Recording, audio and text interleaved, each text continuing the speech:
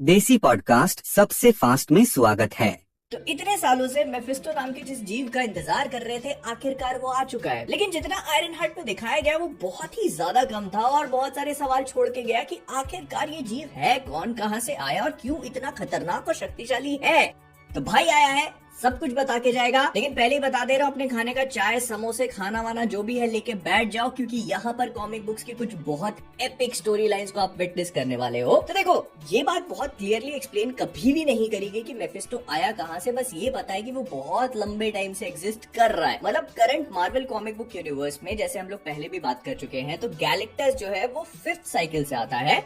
Mephisto पहली cycle से exist कर रहा है और ऐसे में उसने कई सारी लाइफ साइकिल्स बनते हुए, डिस्ट्रॉय होते हुए देखी है। और मार्वल यूनिवर्स में हम लोग देखते आ रहे हैं कि जो भी चीजें होती है, जैसे हेवन होता है, हेल होता है, फिर वलाला हो गया, नेदर रेल्म हो गया, ये सारे एक्चुअली और कुछ नहीं बल्कि पॉकेट डिमेंशंस हैं, जिनके ऊपर कोई फलाना ठिकाना इंसान रूल करेगा और उसको अपने ही शेप में मोल्ड कर देता है। तो ऐसे ही मेफिस्टो भी हेल नाम के एक पॉकेट डिमेंशन पे रूल करता है। अब क्या ये मार्वल का एक्चुअल डेविल या सेटन है, इस बात पे कोई क्लैरिटी नहीं मिली गई। बस इतना पता है कि बाइबल के अकॉर्डिंग जब एडम और ईव दुनिया में आए थे, तो ईव को जो शख्स मैनिपुलेट करता है, मतलब जो सांप मैनिपुलेट करता है सेब खाने के लिए, वो और कोई नहीं बल्कि मेफिस्टो था। फिर हम लोग आते हैं 1 मिलियन बीसी, मतलब समझ लो बीसी के भी 10 लाख साल पहले की कहानी। इस टाइम पर भी एक्चुअली में एवेंजर्स एग्जिस्ट करते थे, लेकिन ये वो एवेंजर्स नहीं है जो हम लोग आज देख रहे हैं। जैसे ब्लैक पैंथर उस टाइम का ब्लैक पैंथर था, मून नाइट के साथ भी सेम केस था, कॉन्शियस को पोजेस किया उस टाइम पे, वो मून नाइट बन गया। फिर फीनिक्स थी, थॉर था और भी कई सारे, लेकिन ये वो करंट सुपर हीरोज नहीं। तो क्या होता है, एक छोटे से कबीले पे वेंडिगो नाम का एक मॉन्स्टर अटैक कर देता है और वो सबको मारने के बाद सिर्फ एक लड़के को छोड़ता है। कहता है कि जब टाइम आएगा तो मुझे ढूंढना और रिवेंज ले लेना। तो ये लड़का बस बर्फ में भटकता रहता है, तब इसको मिलता है एक सांप जो इससे बात करता है और इसको बहुत सारी पावर ऑफर करता है। एंड जैसे ही ये लड़का उस पावर को एक्सेप्ट करता है, it turns him into ghost rider. जी हाँ, मार्वल कॉमिक बुक यूनिवर्स में गोस्ट राइडर के क्रिएशन के पीछे मेफिस्टो खुद रिस्पॉन्सिबल है, लेकिन वो कैसे होता है उसके बारे में आगे बात करेंगे। फिलहाल आप बस इतना समझ लो कि इस लड़के को गोस्ट राइडर बनाता है, फिर वो जाता है वेंडिगो को खत्म करके अपना बदला पूरा कर लेता है। फिर इसके बाद ये कुनलुन के एक वॉरियर से मिलता है जिसका नाम था फेनफे। इसको कुनलुन से बैनिश कर दिया गया था और ये अपनी खुद की एक जंग लड़ रही थी एप मैन से, जो कि एक सेंटिएंट बंदर था। अब मेफिस्टो उसके पास भी आता है, उसको डील ऑफर करता है, लेकिन वो रिजेक्ट कर देती है, ये बोलकर कि मैं तुम जैसे को बहुत अच्छे से जानती हूँ और मुझे इसमें कोई इंटरेस्ट नहीं है। तो मेफिस्टो क्या करता है कि वो एप मैन के पास जाता है और उसको एक बेटर डील ऑफर करता है ताकि वो फेनफे को हरा सके पावर स्टोन देकर। लेकिन कहानी सिर्फ इतनी नहीं है। होता क्या है कि मार्वल के जो करंट टाइमलाइन है उसमें से Tony Stark somehow time displace हो जाता है, मतलब अपने टाइम से वो पहुंच जाता है 1 मिलियन बीसी में। ये जो कहानी में बता रहा था आपको, इसी टाइम पर पहुंच जाता है हमारा वाला टोनी स्टार्क। और क्योंकि वहां पर पावर के कोई सोर्सेज मिलते नहीं है, तो उसका सूट जो है उसकी बैटरी लो होने लगती है और वो अपने आप को एकदम कियोटिक लेवल पे पाता है और उसको समझ में नहीं आता कि अब वो अपने आप को यहाँ से बाहर कैसे निकाले। बहुत डेस्परेट हो जाता है और तब उसके सामने मेफिस्टो अपीयर होता है एक सांप के फॉर्म में। वो उसे यही सेम डील ऑफर करता है, कहता है मैं तुमको बहुत पावरफुल बना दूंगा, इस पूरे टाइमलाइन पे तुम राज करोगे। मतलब ये जो 1 मिलियन बीसी है, यहाँ पर ये रूल कर सकता है, इतनी पावर वो टोनी स्टार्क को दे देगा। But Tony being Tony Stark, वो उसको रिजेक्ट कर देता है और फिर मेफिस्टो उसके लिए चीजों को और मुश्किल करने की कोशिश करता है, टाइम स्टोन का यूज करके उसे एक बार फिर से कहीं और भेज देता है। तो जो लोग सोच रहे थे कि टोनी होता तो शायद वो मेफिस्टो की डील ले लेता, this is Tony Stark for you. दोस्त को जिंदा करना तो छोड़ दो, एक अलग टाइमलाइन में है जहां पर उसके पास खाने के लिए खाना तक नहीं है, वहां पर भी उसकी डील को एक्सेप्ट नहीं करता। और इसके अलावा मेफिस्टो जितने भी बड़े बड़े एवेंजर्स वर्सेस हल्क हो गया, एवेंजर्स वर्सेस एक्समैन हो गया, बहुत सारे बड़े बड़े जो बैटल्स, वॉर, क्लैशेस हुए हैं, उनमें कहीं ना कहीं हल्का फुल्का रिस्पॉन्सिबल है उस पूरी चीज को और ज्यादा कैटलाइज करने के लिए। मतलब फॉर एग्जांपल वो अपोकलिप्स जो कि म्यूटेंट होता है, उसके टाइम में वहां पर जाकर उसको भड़का रहा है कि तुम्हारी तो कोई इज्जत ही नहीं करता। तो ऐसे में अपोकलिप्स और एवेंजर्स की आपस में लड़ाई हो जाती है। लेकिन सबसे इंटरेस्टिंग पार्ट आता है डॉक्टर डूम की कहानी के साथ में।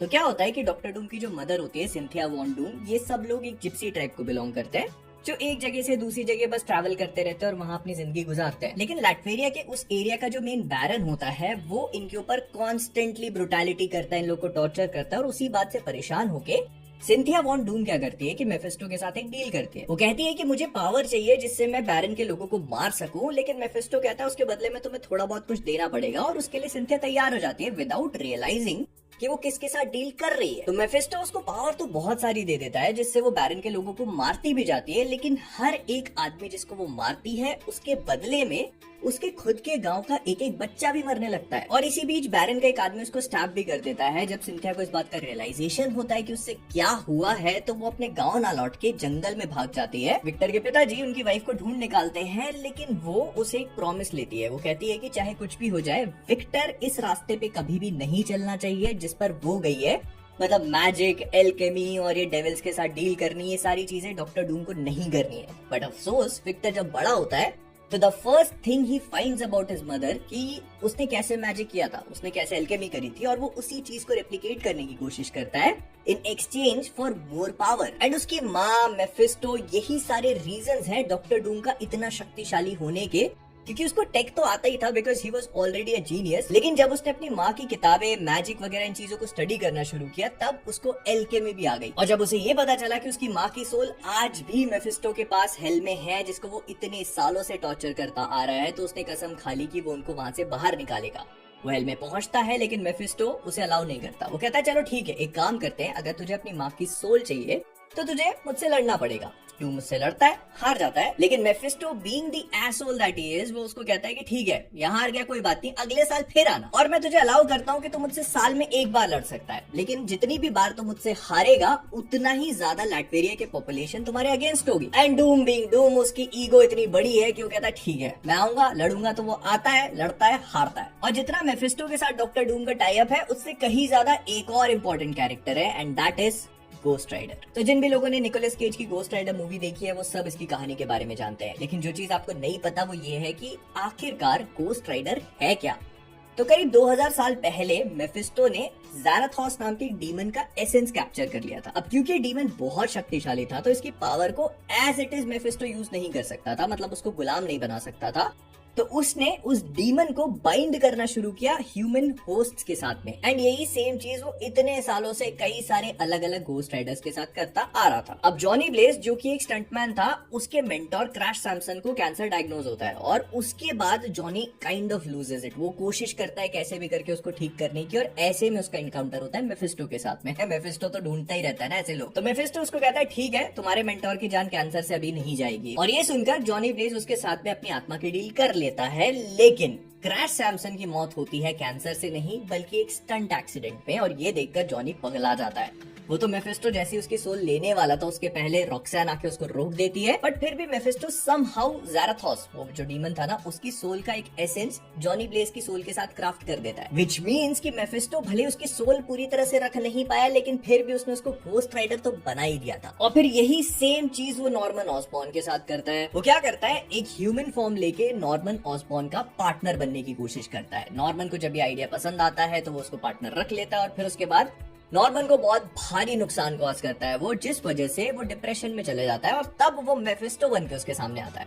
वो उसको कहता है कि तुम्हारी कंपनी जो बर्बाद हुई है, तुम्हारा पैसा जो गया है, वो सब मैं वापस लौटा दूंगा, लेकिन इसके बदले में मुझे तुम्हारी और तुम्हारे बेटे की आत्मा चाहिए। नॉर्मन ये करने से साफ मना कर देता है, लेकिन वो कहता है ठीक है, चलो एक काम करते हैं, तुम ये दे दो मुझे, लेकिन ये जो डील तुम करोगे इसकी तुम्हारे पास कोई मेमोरी नहीं रहेगी। तो नॉर्मन ऑसबॉर्न को क्योंकि ये बात याद नहीं रहेगी, तो इसीलिए वो अपने आप को गिल्ट से बचा लेगा और वो ये डील कर लेता है। And this is why Norman Osborne और उसका बेटा हैरी ऑसबॉर्न इतने पगले टाइप के होते हैं, क्योंकि मेफिस्टो धीरे धीरे करके उनकी आत्मा उनसे खींचता जा रहा है। इनफैक्ट इसका स्पाइडरमैन के साथ तो बहुत ही अलग टाइप का लफड़ा है, जो मैं आपको आगे बताऊंगा। और नहीं, ये वो शादी वाली डील नहीं, उससे भी बहुत बड़ी चीज है, बताता हूँ। बट पहले हम लोग वांडा के बच्चों के बारे में डिस्कस कर लेते हैं। तो क्या होता है कि एक नॉर्मल आदमी एक्सीडेंट में मरने ही वाला होता है, तो मेफिस्टो उसके पास आता है, उसको कहता है कि मैं तेरी जान बचा लूंगा, लेकिन इसके बदले में मुझे तेरी आत्मा चाहिए। वो इसका स्टैंडर्ड सोल सेलिंग वाला डील। और वो उस आदमी की सोल के 5 टुकड़े करके इधर उधर बिखेर देता है, जिसके बाद ये आदमी बन जाता है मास्टर पैंडेमोनियम, जो अपनी सोल का एक पार्ट तो वापस ले लेता है,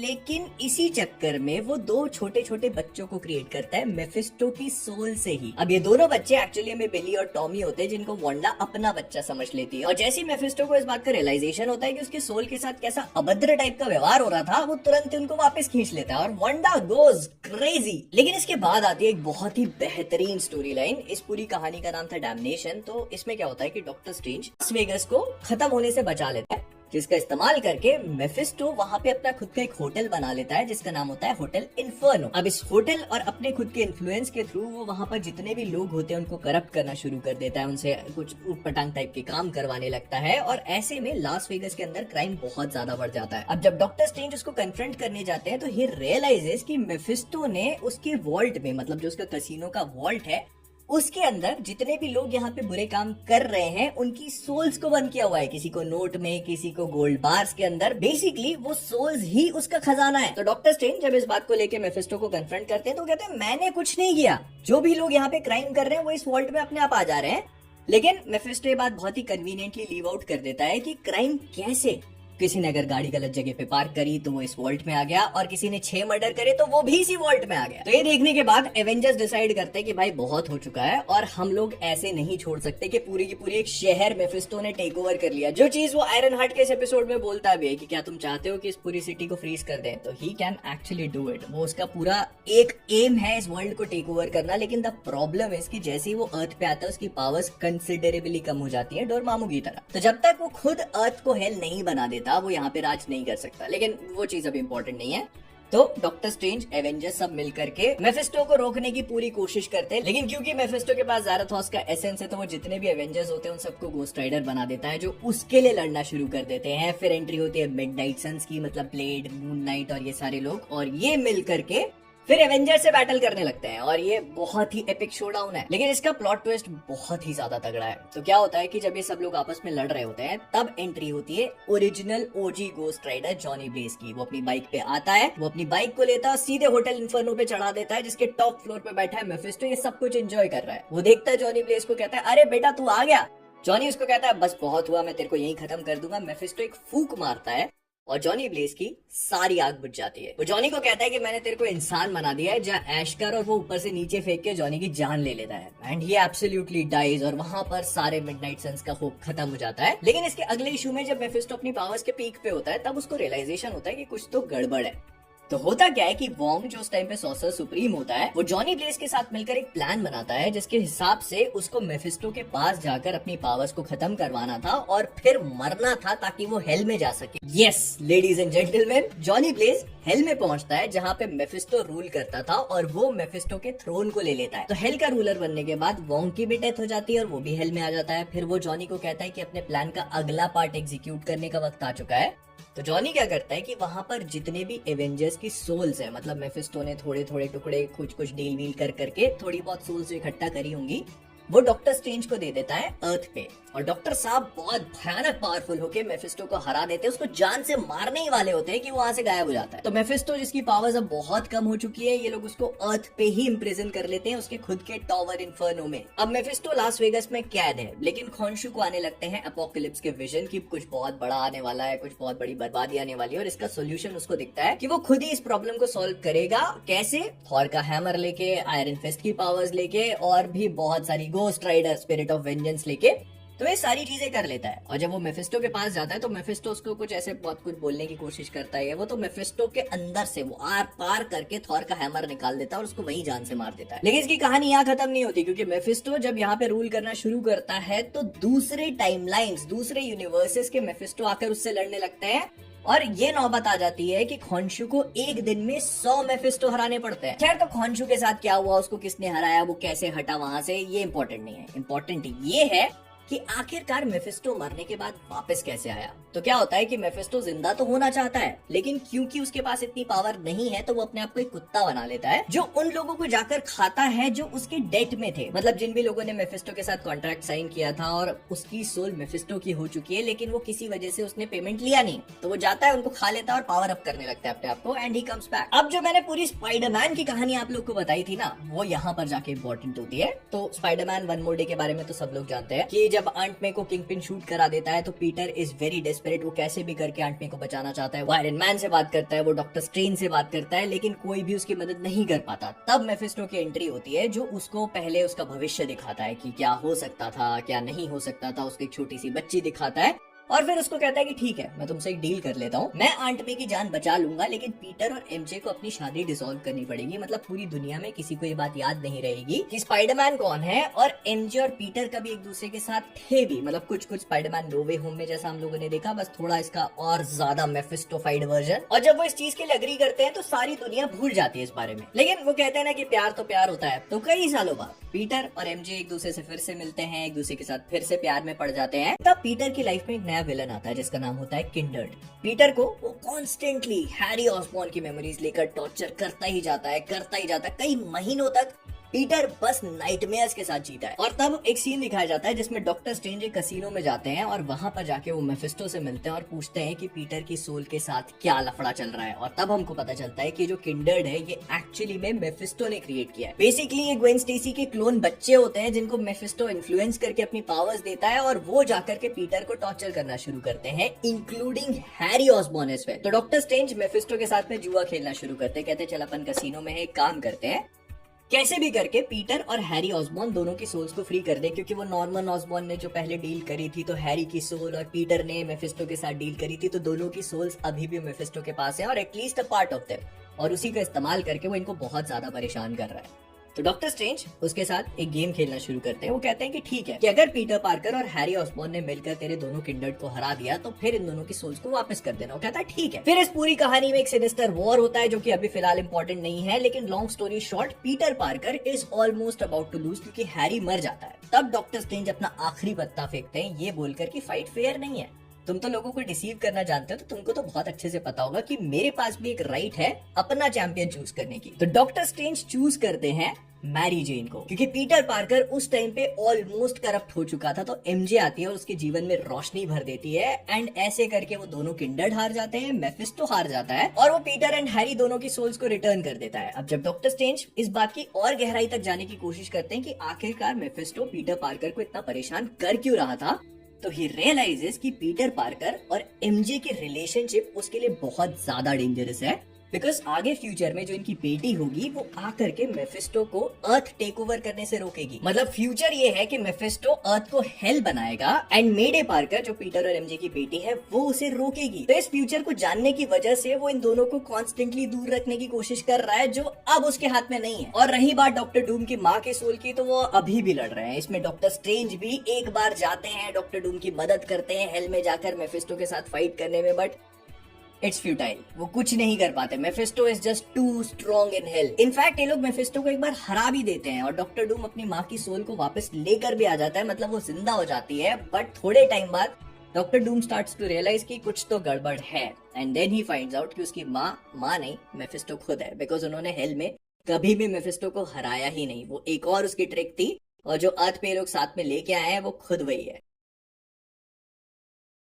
I mean, ऐसे ही मैं इस कैरेक्टर का फैन नहीं हूँ भाई। You guys might have understood by now कि कितना ज्यादा बेहतरीन बंदा है। मतलब कोई बात का भरोसा नहीं कर सकते इसकी, लेकिन तुम मेरी बात का कर सकते हो, इसलिए कहूंगा लाइक करो, बिकॉज कर रहे हैं भाई और अच्छा कुछ लेके आएंगे। बाय। मिलते हैं दोस्तों अगली वीडियो में। चैनल को सब्सक्राइब करना मत भूलना।